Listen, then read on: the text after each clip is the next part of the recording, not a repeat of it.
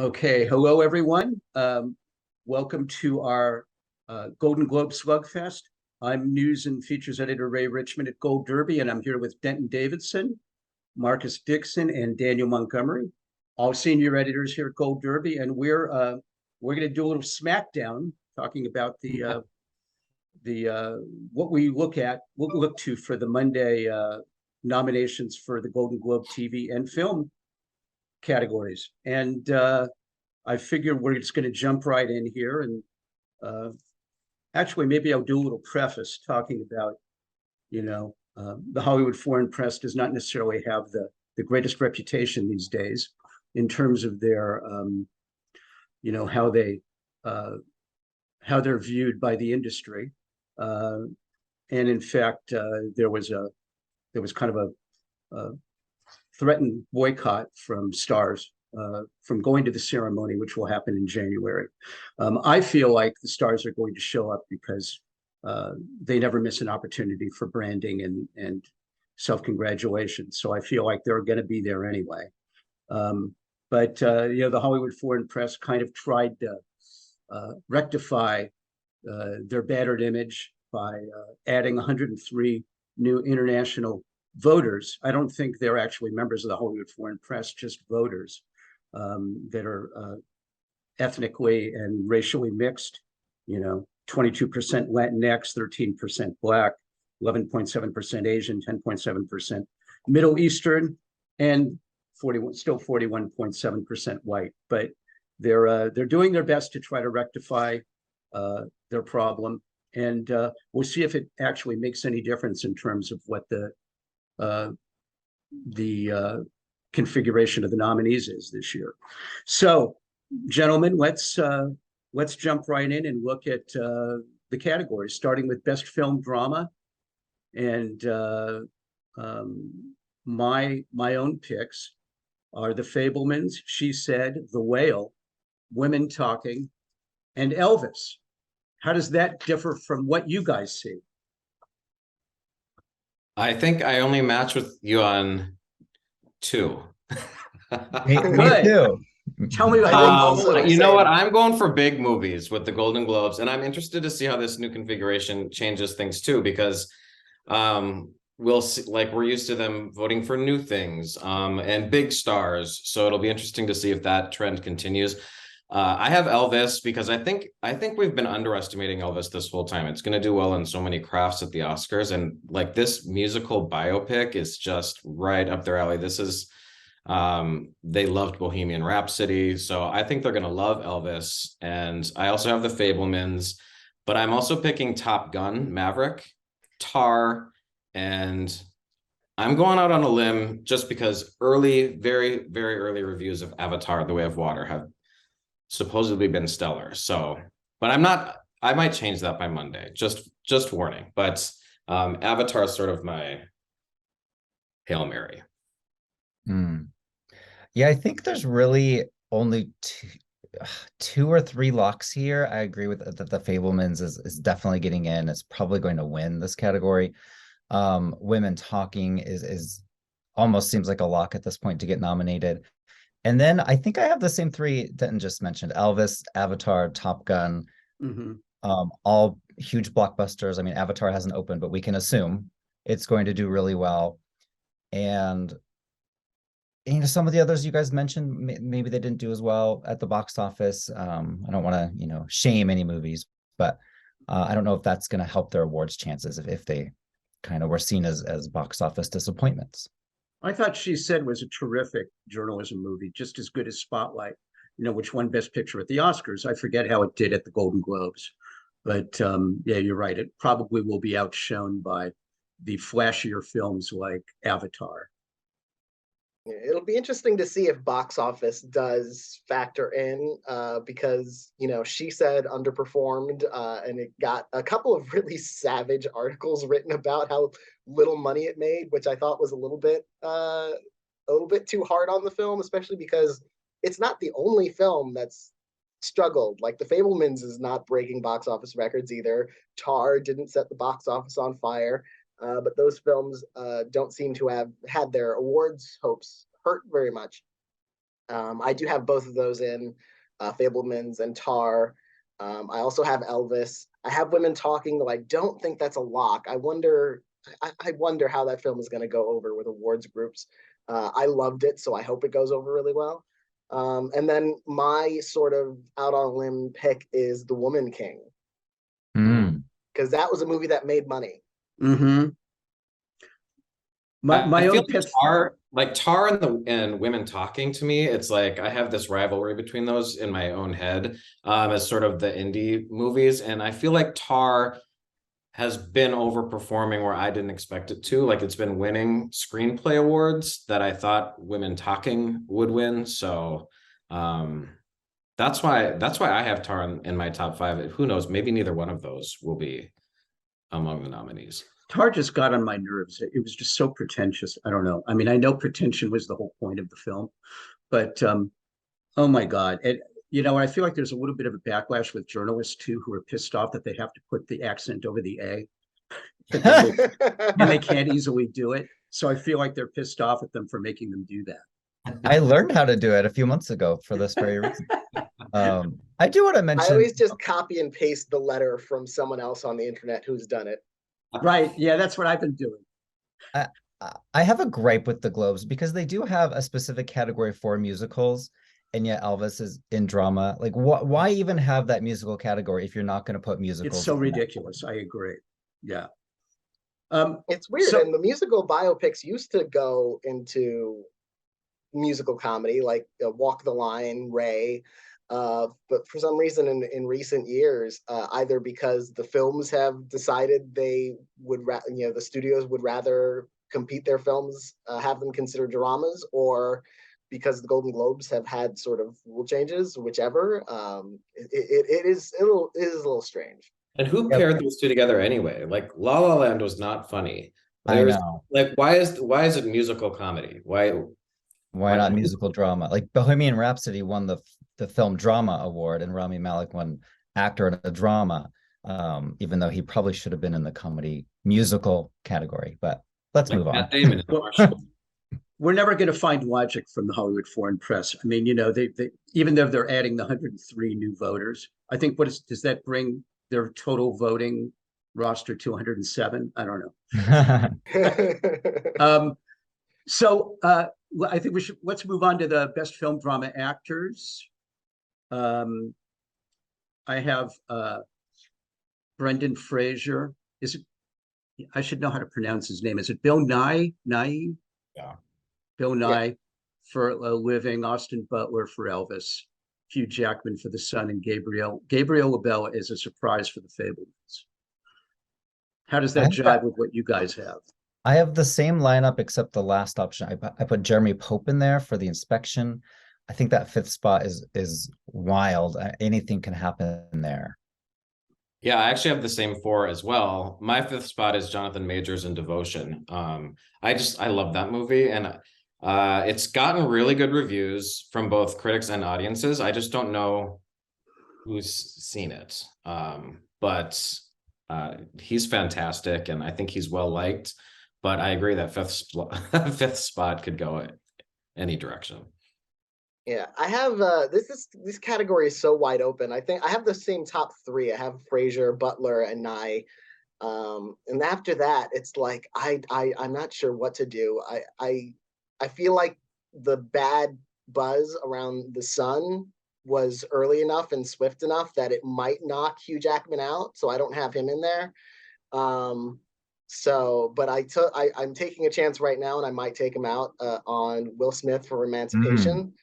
And then the last one is gonna be like, I'm predicting one of those out of left field, who has seen this movie kind of nominations. Christian Bale for The Pale Blue Eye. The Hollywood Foreign Press likes him. Which I saw, which was actually, and he actually is really good. Yeah, and Netflix doesn't really have another dog in this hunt, I don't think, really. That's a huge contender, so that might be a place where they go there to push that. But again, that's after those top 3. Like, this is one of the slimmest best actor years I can remember. So it's it'll be interesting to see who starts to gel around those last few spots. The Tom Cruise factor is interesting to me because he, infamously gave back his Golden Globes that he had won after the controversy broke out a year and a half ago. And so I'm wondering if they will even bother nominating him, because I really doubt he would come to the ceremony. Yeah, Yeah. no, Or agreed. it could be it could be like a Gary Oldman thing. I remember Gary Oldman had a controversy with the Hollywood Foreign Press where he sort of made fun of the Golden Globes or insulted the Golden Globes. He still showed up. They still nominated him for Darkest Hour. He still won. He still kissed the ring on his way to his Oscars. So we'll see what happens with the Tom Cruise thing. Yeah. Brendan Fraser's not going. We know that, and he said he Yeah. will. So So, best film drama actress, I have Michelle Williams for The Fabelmans, Kate Blanchett, of course, for Tar, Viola Davis for The Woman King, Daniel Deadwyler for Till, and Carey Mulligan for She Said. How does that jive with what you guys have? I'm 3 for 5. I have Kate Blanchett for Tar, Michelle Williams for The Fabelmans, Daniel Deadwyler and Till. I have Naomi Ackie for I Want to Dance with Somebody. Another musical biopic that if they like it, they will nominate her. I saw the movie and she's fantastic in it. So, and then my last one is Jennifer Lawrence right now, just for the star power. And I've considered swapping her out for Viola Davis. That fifth slot again is a tough one. Yeah, I've got mostly the same: Kate Blanchett, Michelle Williams, Danielle Deadwyler. I also have Naomi Ackie for I Want to Dance with Somebody, and I do have Viola Davis in for The Woman King. If I have Woman King in for Best Picture, it would be weird for me not to have it in for Viola.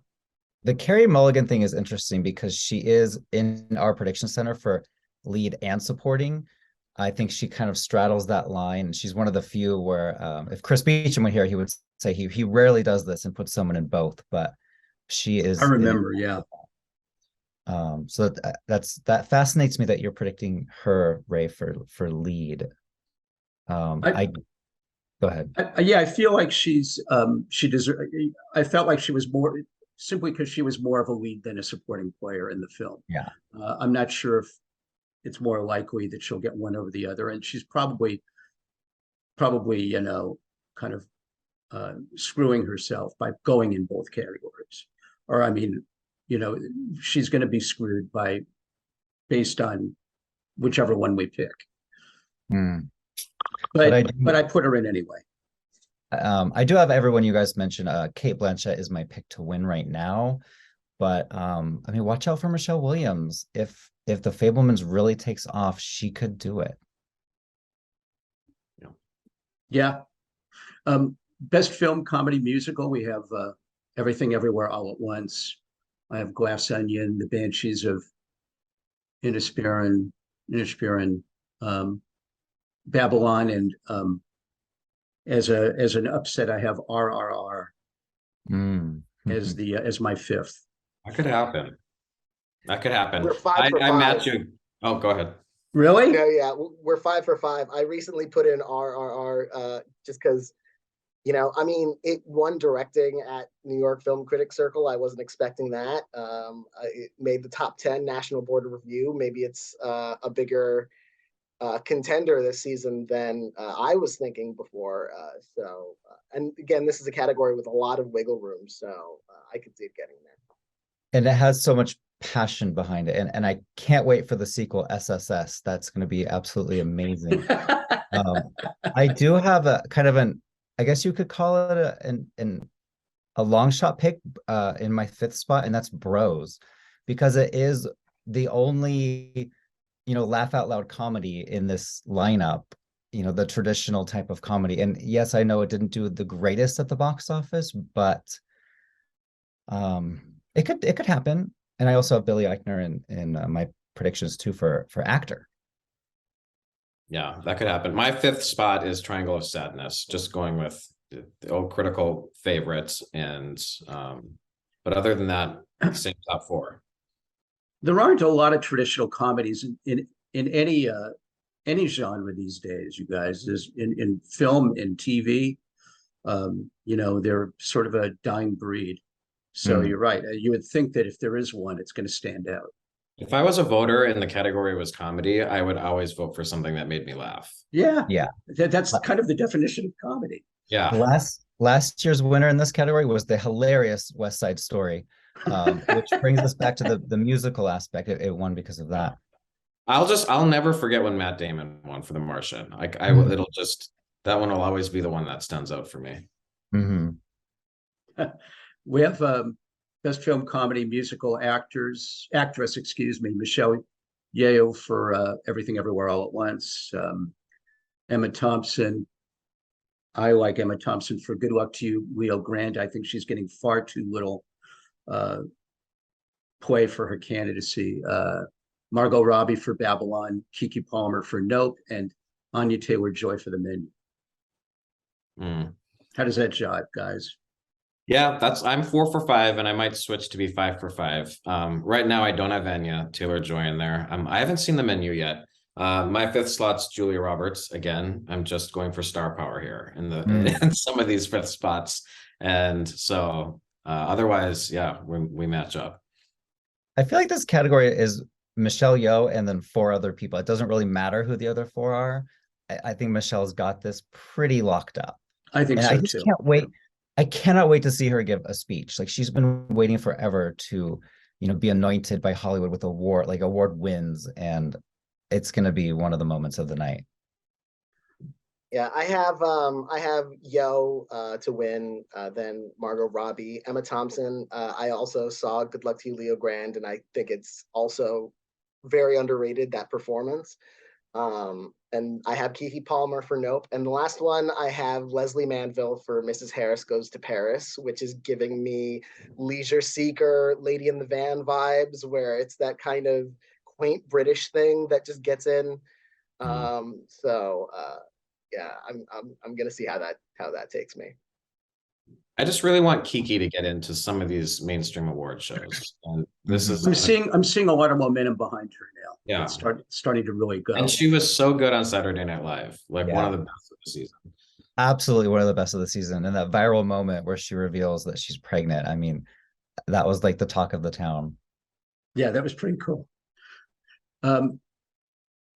Film, comedy, musical actor, Colin Farrell for Banshees of Inisherin, Adam Driver for White Noise, Tom Hanks for A Man Called Otto, which I don't know if anybody's even seen it, Daniel Craig for Glass Onion, and Diego Calva for Babylon, even though he basically looks bewildered the entire movie. He gives the best bewildered performance of any actor I've ever seen. Well, similar to what Marcus said about the actress, this is probably Colin Farrell and 4 actors right in this category, but I have Daniel Craig for Glass Onion, Diego Calva for Babylon. My Daniel moment, I have Christian Bale for Amsterdam. He's just very quirky in that movie, and if someone likes it, I mean, it is a big performance. And then I rounded mine out with Daniel Kaluuya from Nope. Am I the only one with Billy Eichner in my predictions for Bros? I don't have him. Yeah, so. but I think that's a really good prediction, though. Yeah, it could happen. It depends on, again, like the She Said box office story kind of thing. Yeah, I just think the Globes would love having him, like being the first major group to nominate him. I feel like he's a rising star, and he's going to be really, really, a household name in a few years if he's not already. But I do have Colin Farrell winning. I feel like this is another, quote, easy category to predict. But Daniel Craig for Glass Onion, I mean, if there's anyone that can upset Colin, I think it's him. Yeah, I have Colin Farrell, Daniel Craig. Those are your 2 locks. No matter what happens in the rest of the category, I think they're in. And then after that, I think anyone could come in or out of the category. I've got Adam Sandler for Hustle, Adam Driver for White Noise, and I just put in Tom Hanks for A Man Called Otto because he's got the star power. And that's again, what I figured. It's that quirky choice. This film that not many people have seen, or not many people have seen yet, that just sort of makes it happen, just randomly at the Globes, which the Globes are often random. This will confirm that I was confused about Carey Mulligan being both lead and supporting. I have her in supporting as well. I have Jamie Lee Curtis for Everything Everywhere All at Once, Carey Mulligan, and this is for film supporting actors.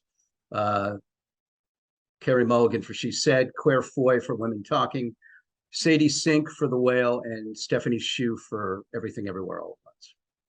I love that Sadie Sink prediction. I'm not bold enough to do that, but I would love if she got in. She's so good. Yeah. She almost steals the movie out from under Brendan Fraser.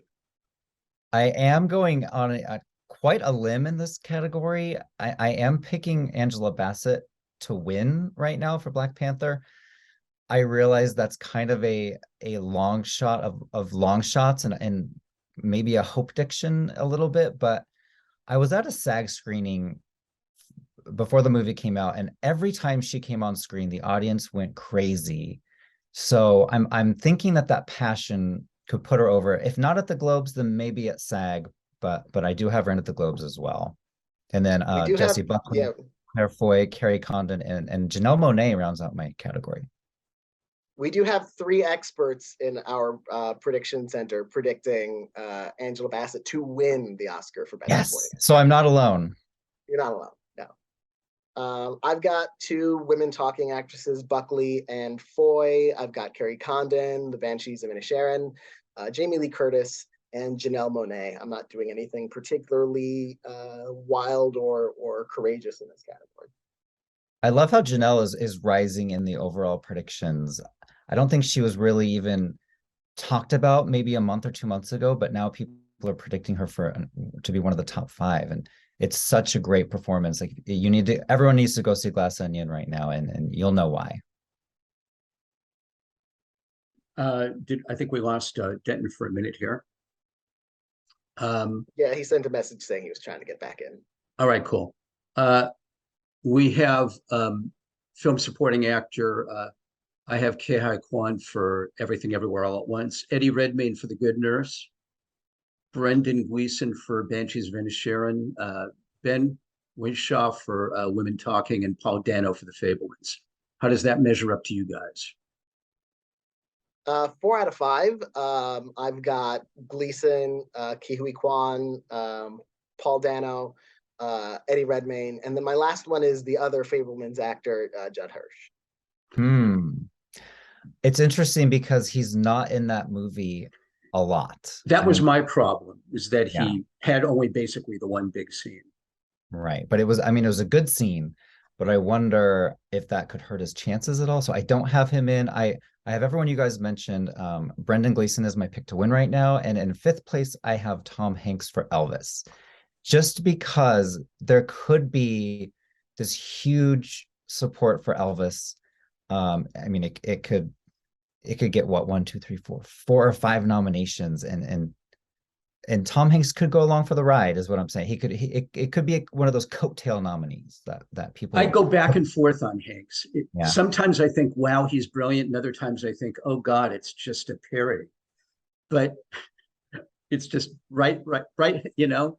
It just depends what day because I've seen it a few times. It depends on what day I see a clip and I think, oh God. And then I think, you know what? He did okay. But he's Tom Hanks, and we know how much the Hollywood Foreign Press loves their stars. Yeah. So. I love how 2 of us are predicting. Yes, welcome back. I love how 2 of us are predicting Christian Bale for different things, and 2 of us are predicting Tom Hanks, but for different things. That's it.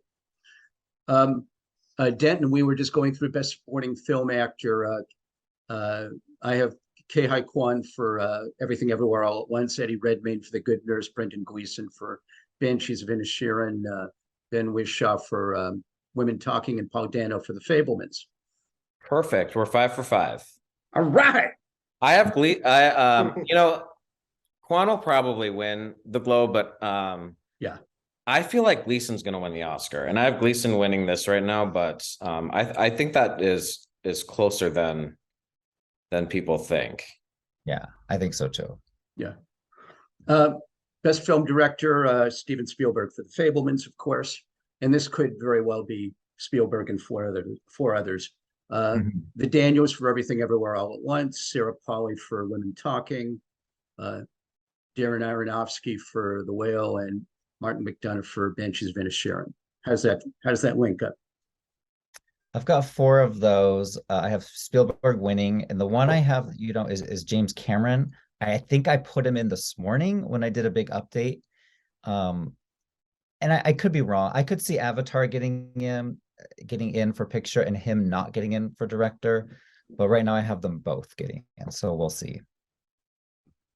I have four of the same as well. My fifth one that I put in this morning is Baz Luhrmann.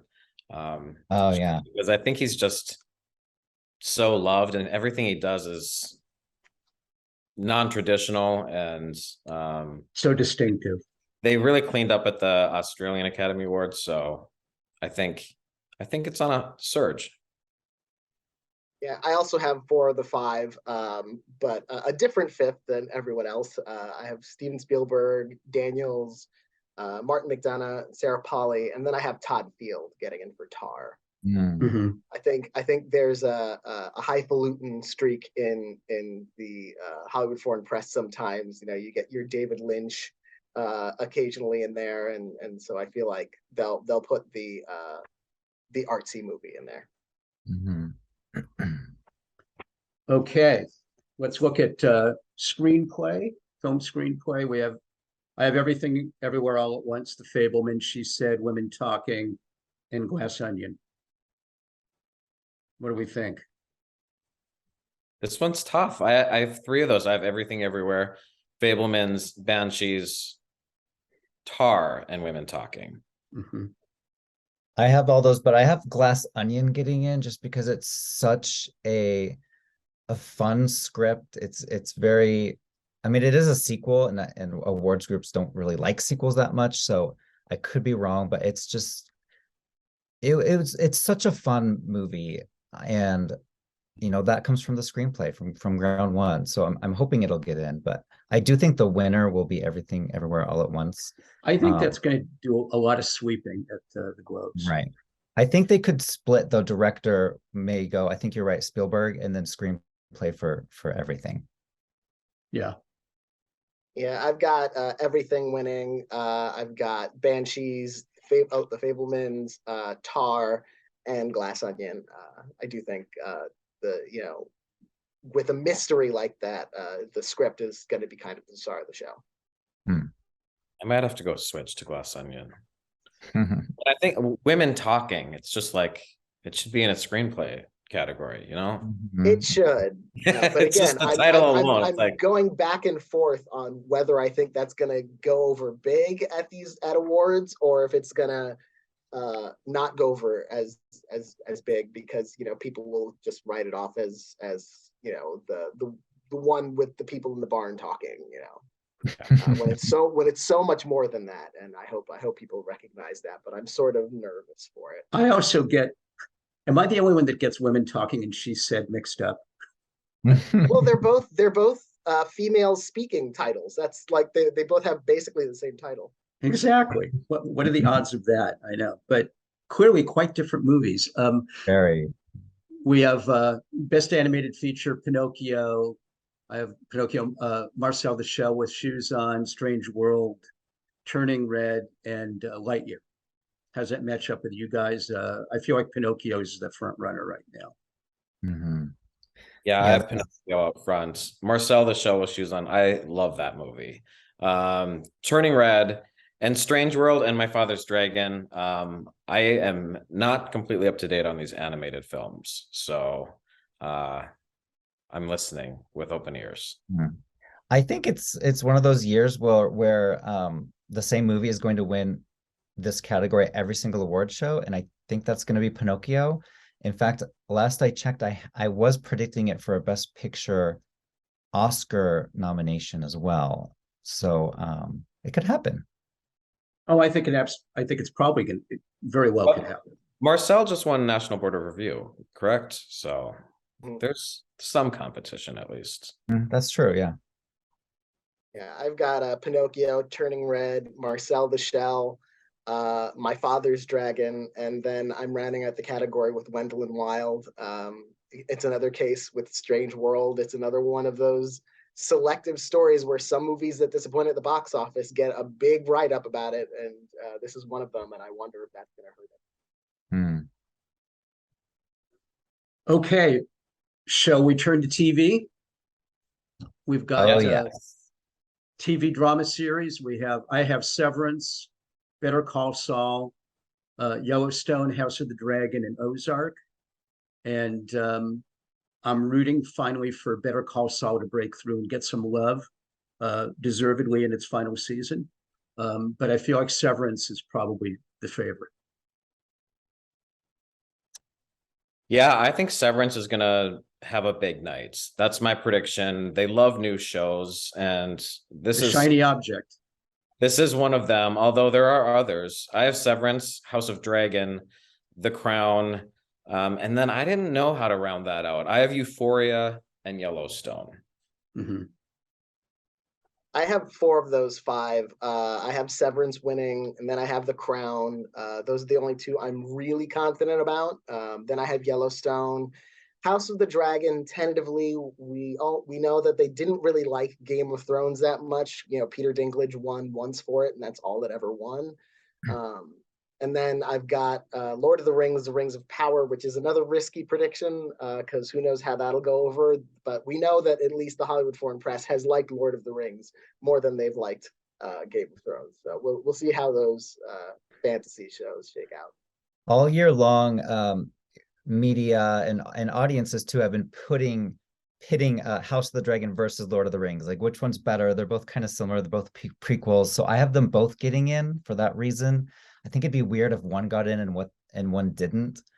But I actually have House of the Dragon currently winning, but I realize that's quite a long shot. So if I were to change, I probably would put Severance at number 1. And then I also have Euphoria rounding out my list. And I mean, Euphoria is such an interesting show because the Emmys love it, but SAG doesn't, the Golden Globes don't. I wonder why that is. And I feel like this was a down season for The Crown, which is why I didn't include it. But Hollywood Foreign Press loves their foreign shows. So TV drama actor, I have Bob Odenkirk for Better Call Saul, Jeff Bridges for The Old Man, Adam Scott for Severance, Kevin Costner for Yellowstone, and Jason Bateman for Ozark. And Odenkirk winning, but that's probably wishful thinking. I mean, eventually he's going to win something, right? Exactly. He's always nominated. But right now I have Patty for House of the Dragon. And I keep thinking back to when that episode aired. I think it was episode 8, the one where, I don't want to spoil anything, but one that really focused on him. And George R.R. Martin actually wrote an article saying he deserved an Emmy for that episode. And I totally agree. And, maybe if not the Emmy, maybe the Golden Globe instead. So I have him at number 1. I think it probably has go ahead. I have Adam Scott at number 1. And then I have Bob Odenkirk, but I'm just wondering, like, are they gonna keep going back to Bob Odenkirk, or are they gonna let this like go off into the sunset without a final nomination? And then I have Dominic West, Kevin Costner, and Patty Considine.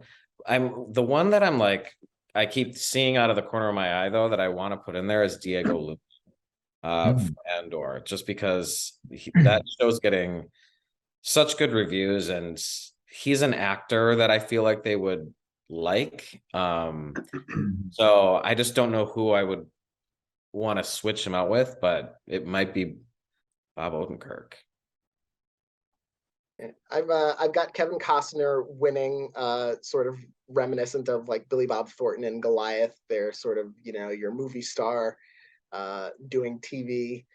Then I've got Adam Scott, Dominic West for The Crown, Bob Odenkirk for Better Call Saul, and Patty Considine for House of the Dragon. Again, I've got House of the Dragon sort of low in those rankings. There's only one category where I'm confident it's getting in, and that's coming later. But and even then, I might be wrong. it's just so interesting because like every movie star is doing TV now. Not in That's this, not in this category, but when you said that, it just made me think like it's just, I mean, it's really like never before the two industries are meshed. Oh, it used to be such a distinction, you know, movie stars would never lower themselves to do TV. And now they're close to being on the same level, in part because, you know, there's barely a film industry, certainly apart from the streaming industry. It's all just kind of become one thing. I mean, Kevin Costner is probably the movie star in this category if they are going to go that route. And he's never been nominated for this show before. So, I mean, it could happen. It's the number one show on the TV. shiny new objects to them. Yeah. Like Schitt's Creek was, right? Yep. TV drama actress, I have Zendaya for Euphoria, Britt Lower for Severance, Elizabeth Moss for The Handmaid's Tale, Kelly Riley for Yellowstone, and Laura Linney for Ozark. How does that match up? I'm a little different on this one. I have Imelda Staunton in The Crown, Zendaya for Euphoria, Britt Lauer, Severance, Emma D'Arcy for House of Dragon, and Kelly Riley for Yellowstone. And when I see these two Yellowstone nominations I just put in there, I just keep thinking about the Emmys and how we kept predicting Yellowstone Emmy nominations and then they didn't get any. So it's making me second guess myself. I'm kind of hedging my bets because of that. I have Kevin getting in, but not the show and not Kelly Riley. So that way, if they snub it completely, I'm only missing that one because I'm only picking him. Yeah, I've got Imelda Staunton, Zendaya, Britt Lauer, Kelly Riley, and then that last spot I'm going with one of the surprise Critics' Choice nominees, Sharon Horgan for Bad Sisters. I had her in That's for like interesting. 3 minutes and then I changed her. So Speaking of Critics' Choice, like, how did they snub Imelda Staunton? I don't understand that. Like, she is the queen and she didn't get that nomination. That was very strange to me. But I mean, I have her in my predictions at Globes, obviously, because the Globes just love The Crown.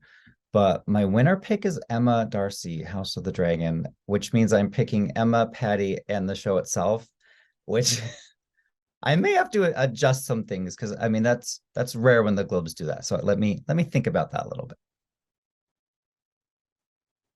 all right. Well, for comedy series, this year we have no Ted Lasso, which has won the last 2 years. So we're going to have a new victor, and I think it's going to be Abbott Elementary. Not exactly going out on a limb, but there's also The Bear. I have The Bear reboot in a little bit of an upset. I know the odds are pretty high on Gold Derby for reboot, but I think it's actually a really funny show. Hacks and Only Murders in the Building.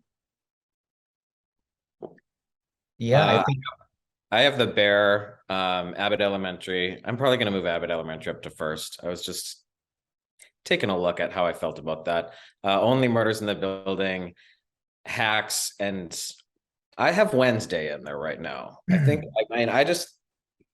it would be the only Netflix show in this category, and it's Tim Burton. So, yeah, I think it could happen. Wednesday's huge right now, and it's peaking just at the right time for these winter awards. So I think you're right. I think I need to put that in my picks as well. My top one is Abbott Elementary. I feel like that's the show of the moment, and they would be crazy not to pick it. If there is an upset, it would be The Bear, which is kind of the critical favorite.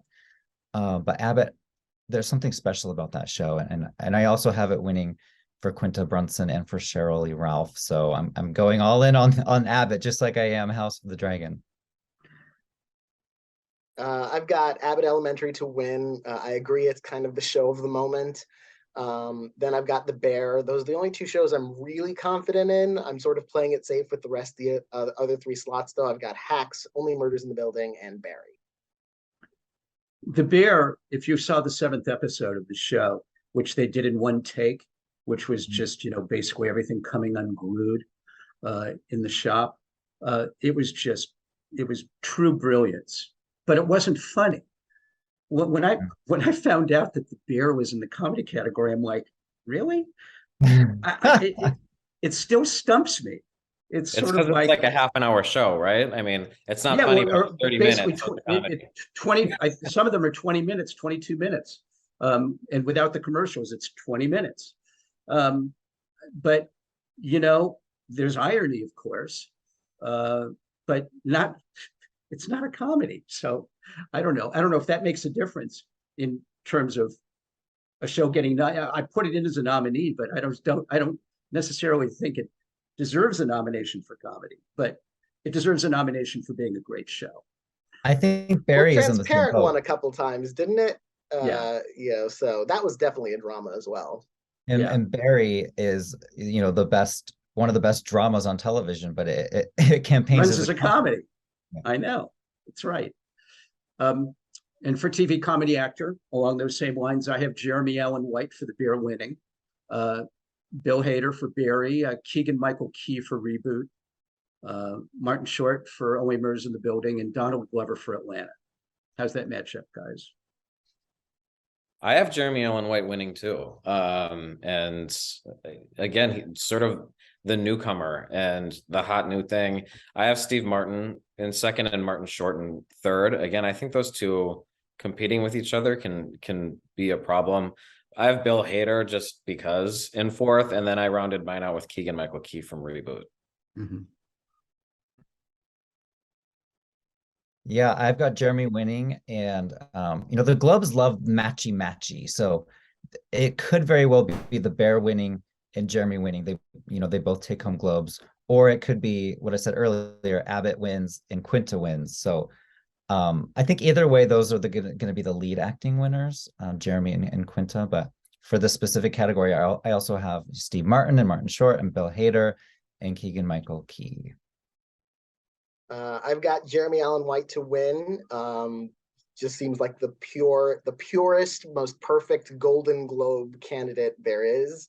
Mm-hmm. Brand new show, kind of, you know, up and coming actor. So it feels right there. Then Steve Martin and Martin Short, Bill Hader. And then I'm going with the odds, which is Rami Youssef for Rami. I'm not confident in that. I just don't know who to replace him with. No offense to Rami Youssef. I just don't know if that's gonna, you know, happen again this year.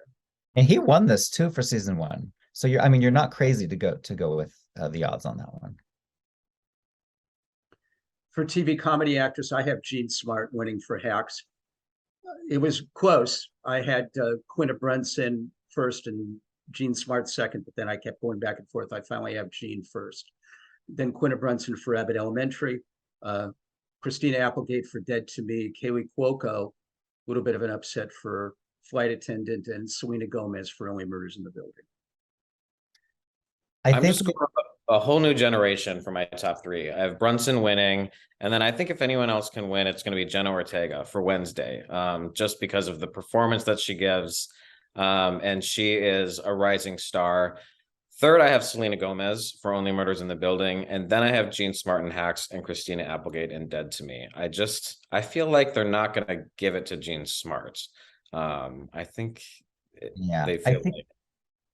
I think we all love Jean Smart and we all know that she's amazing, but I think it's time to kind of move on. Every award show has given it to her, you know, for 2 seasons in a row now.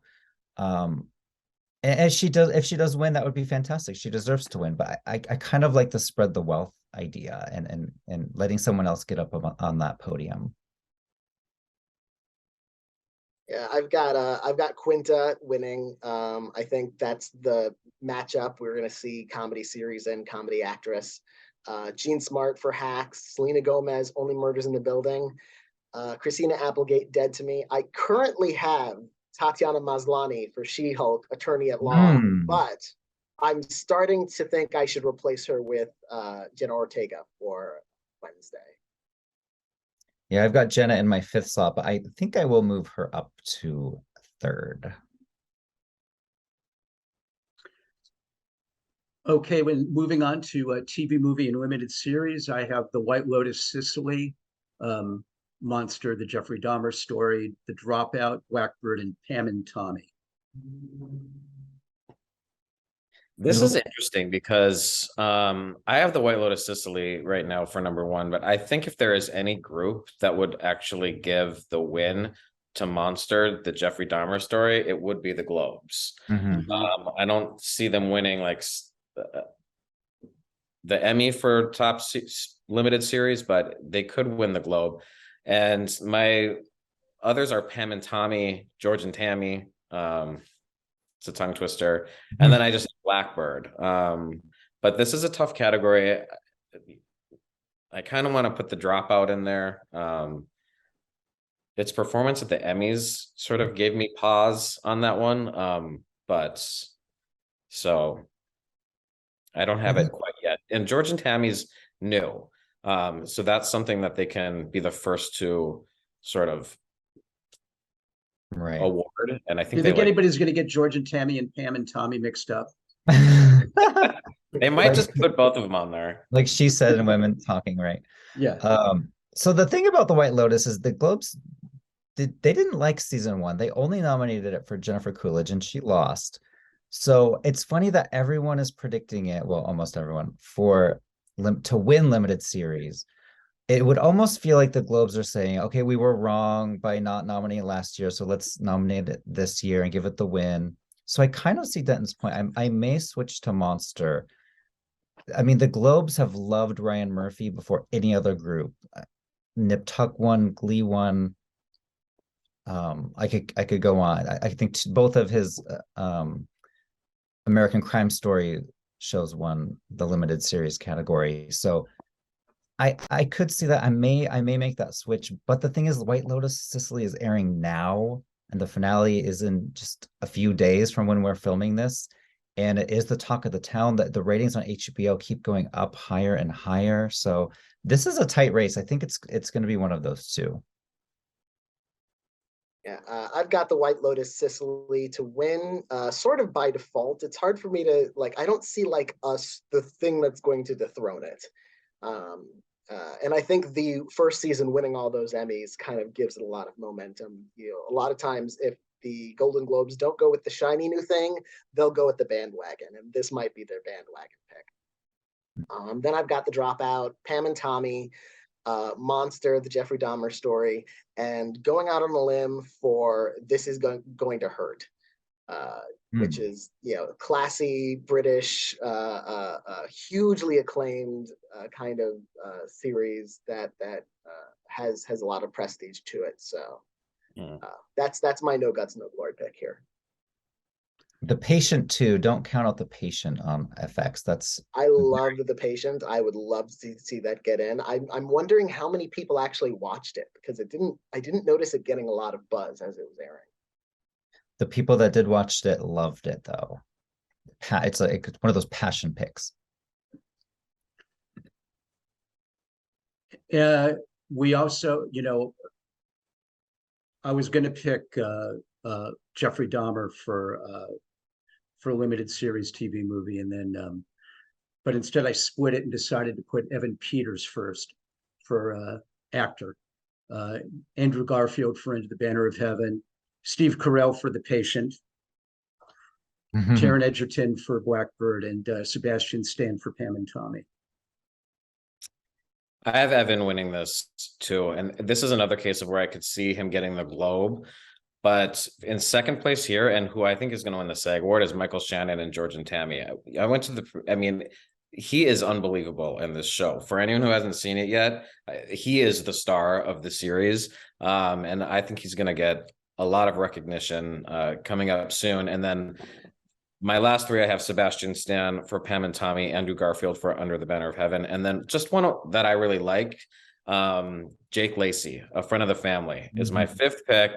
And it's Peacock. It's like they like to spread the wealth to networks, and it's like here's our Peacock nomination. If they're gonna get one, they can give it to Jake Lacy for A Friend of the Family, because he's just he plays such a good little creep with a devilish smile. I mean, he's a good little so creep. good in it. Put that on the billboard. He's such a good little creep. That should have been the title.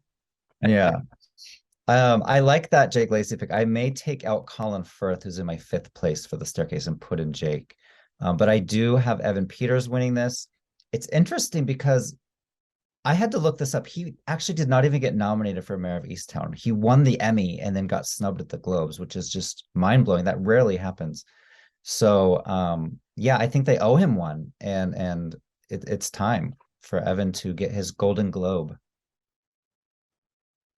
Yeah, I've got Evan Peters, then Sebastian Stan, Michael Shannon, Andrew Garfield, and to match up with my going out on a limb pick for a limited series, I've got Ben Whishaw for This Is Going to Hurt. For actress for TV movie limited series, I have Julia Garner for Inventing Anna, a show I loved, even though it aired quite a while back. Toni Collette for The Staircase, Amanda Seyfried for The Dropout, Julia Roberts for Gaslit, and Emily Blunt for The English. I think there's lots of star power in this category. Mm-hmm. Yeah, this is one where I have Jessica Chastain on top for George and Tammy, just because it would be, again, sort of it could be the first to recognize this series. But by the time the show actually airs, I'll probably have changed to Amanda Seyfried to win. I have her in second, Lily James in third, Emily Blunt, The English, and Julia Garner, Inventing Anna. But there's a lot to choose from here. And they might be more likely to go with Julia Roberts than the Emmys were.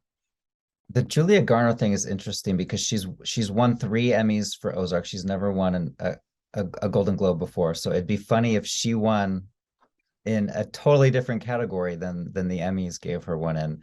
I have her getting nominated but not winning. I think Amanda Seyfried could do this. You know, she just won the Emmy, and a lot of people are picking Lily James, which, I mean, if I was a voter looking at these potential nominees, I think I would go with Lily James for playing Pamela Anderson.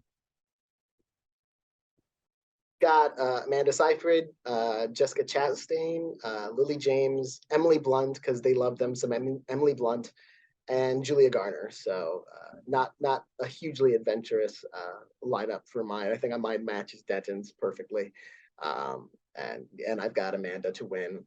But I'm not sure. She feels like a soft front runner. I can see Jessica Chastain getting this instead. Yeah. And there's some interesting Critics' Choice TV nominees that are in this lineup that I haven't seen that we could, like Claire Danes and Fleischman is in Trouble, and Michelle Pfeiffer, the movie star, for the First Lady. So there's plenty to choose from here. For TV comedy drama supporting actor, I've got John Turturro for Severance, Henry Winkler, again, for Barry, John Lithgow for The Old Man. My upset pick to get a nomination, Giancarlo Esposito, who was so amazing on Breaking Bad, for Better Call Saul, and Tyler James Williams for Abbott Elementary. Talk about apples and oranges in this category. Mm-hmm. Yeah, I'm not a fan of how they push these people all together. No. I'm kind of like reverse of Marcus on this, with how he has House of Dragon winning lead in series. I have Severance winning lead in series, so I'm giving Matt Smith this one for House of Dragon.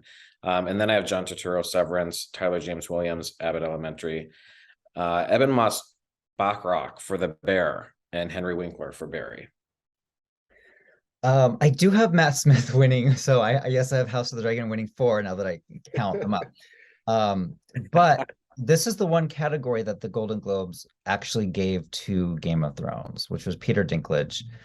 And, you know, Matt Smith is such a popular actor, and this character is probably the breakout character of the whole show. So if I were to make some changes between now and the actual nominations on Monday, I would keep Matt Smith here at number 1, and I would maybe move the leads around.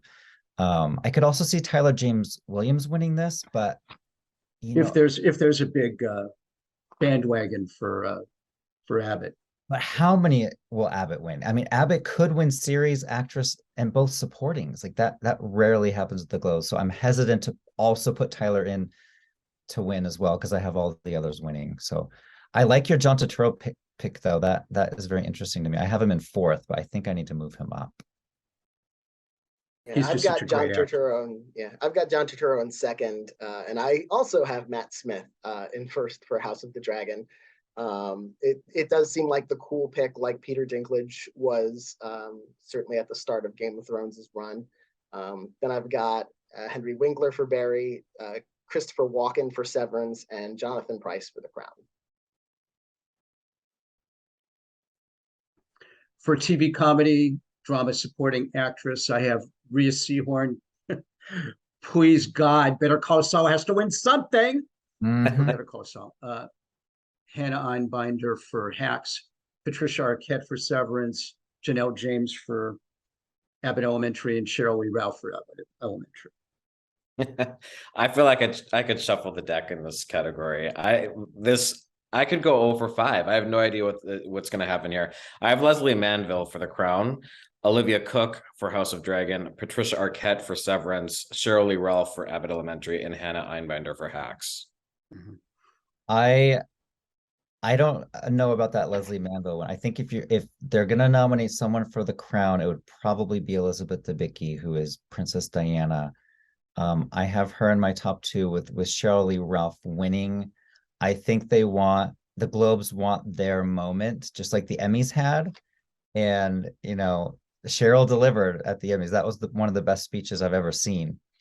And Olivia Cook could also pull it off if they go with a House of the Dragon sweep. Patricia Arquette could do it for Severance.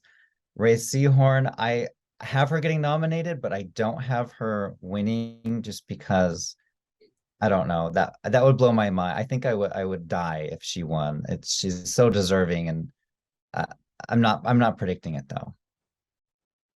Yeah, I've actually got both Crown women in. I've got Elizabeth Debicki at number 1 for The Crown, then Leslie Manville, then 2 Abbott Elementary, Cheryl Lee Ralph and Janelle James, and rounding that out with Patricia Arquette.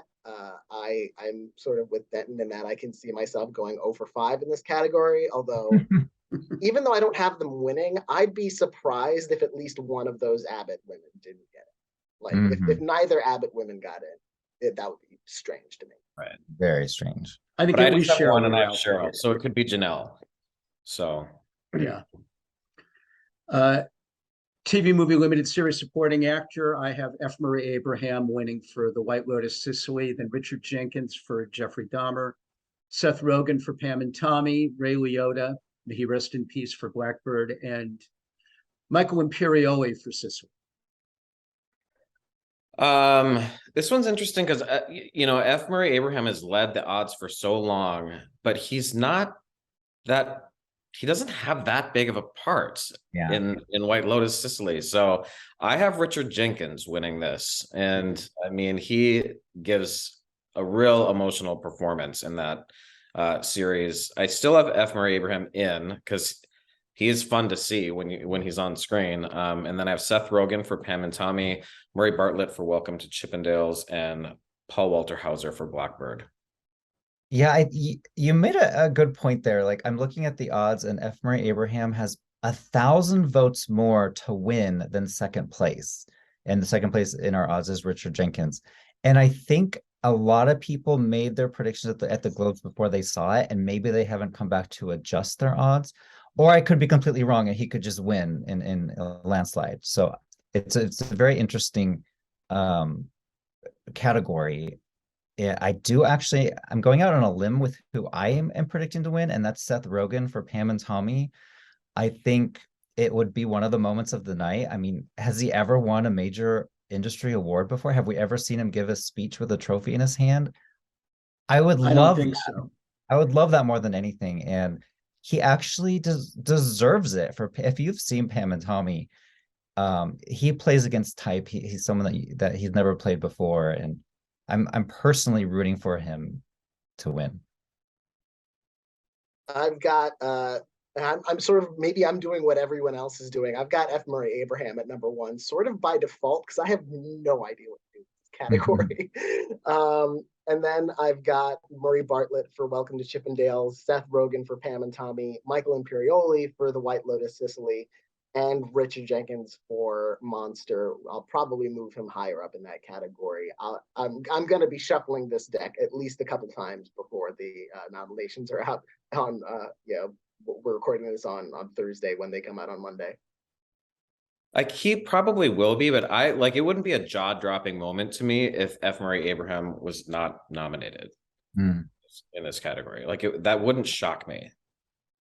And that's just because his character is not as memorable or as over the top as, say, a Jennifer Coolidge character is. And he has, I mean, he's what, like he has the 8th most lines of any actor in the series. I mean, he's not a lead, and he's not one of the top supporting actors, but he's really good when he's on screen. But it's just he's got a name. He's got a name too.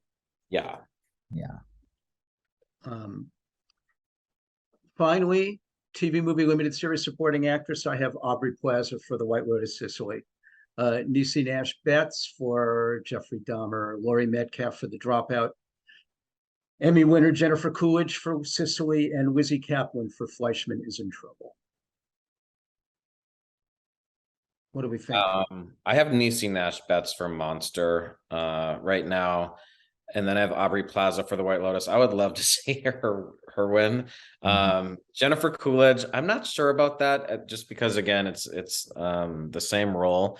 And then Daisy Edgar Jones, Under the Banner of Heaven, and Claire Danes, Fleischman Is in Trouble. So I have a switch. She's one of those other ones that we're not sure if she's lead or supporting. So we have her in both categories, and I threw her in here. This is another one that I think is so difficult. In our like Laurie Metcalf is another one where people were so thinking she was going to win for The Dropout, but it was like such a small role, and I don't know what to think when I look at the list of all these great actors that I don't have in my pick. I love this category, and Niecy Nash Betts gave the performance of her career. And Netflix is pushing this thing like crazy. I think we're getting invites every week for a new roundtable discussion with her and Evan and Ryan Murphy. And she's the only Dahmer person to get in at the Critics' Choice earlier this week, which is interesting. So clearly they watched the show and they're like, oh, whatever, we don't like the show, but we still love Niecy. So I have her winning.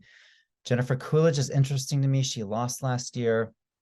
And they created these new supporting categories to kind of separate the one-off performances from the continuing ones, but I feel like she should be in the continuing category and not here with these other one-offs. But that's a story for another day. Aubrey Plaza would probably get my vote if it was only White Lotus people. She is, I think, my favorite of the whole season. And again, she's playing against type. We've never seen her play a character like this before. And then I round out the category with Laurie Metcalf and McKenna Grace, a friend of the family. I've got Jennifer Coolidge to win sort of by default. Even though she lost last year, this could be another case of Golden Globe bandwagoning the Emmys. And they could give her that extra time that the Emmys tried to cut her off. Yes. So then I've got Niecy Nash Betts, Aubrey Plaza, Juliette Binoche, and I don't know, it's not that big a limb, but just on the strength of her Till momentum, Danielle Deadwyler for Station 5. Well, and Jennifer, of course, made a performance out of them cutting her off at the Emmys. That was almost her best performance of the year. I think we're done, gentlemen. Marcus Dixon, Daniel Montgomery, and Denton Davidson, thanks so much. I'm Ray Richmond, and we're going to be back on Monday to talk about how we were also smart and prescient about these nominations. And take care.